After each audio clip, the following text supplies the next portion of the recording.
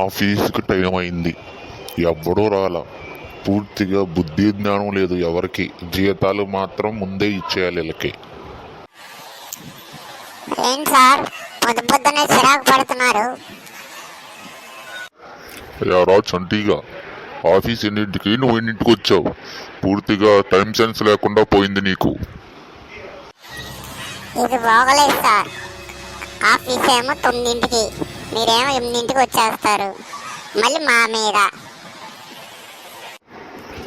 యారా సుబ్బారావు, జీతం ఇచ్చే రోజేమో పెందలకాడ వచ్చేస్తారు. రోజు 8ంటికి రాలేరా? పొద్దు పొద్దునే నా మీద పడమాను సార్. ఇచ్చే 10,000 జీతం, దానికి మళ్ళీ పొద్దున్నే 8ంటికి వచ్చేయాలి. సరేలే, వెళ్ళి నీ పని చూసుకో.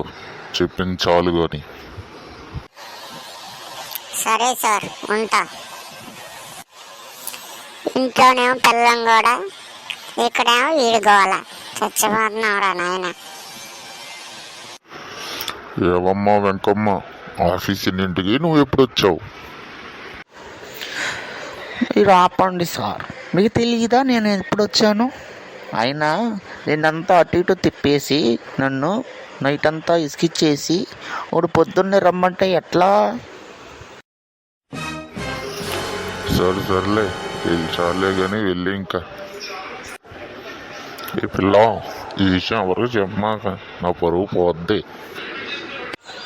వీడును విడిపడాయి చేసేది ఏముంది కానీ ఓ ఇసుకిస్తా ఉంటాడు. అరే బాస్గా, ఇదిరా నీ పని. చెప్తానుండు నీ పని.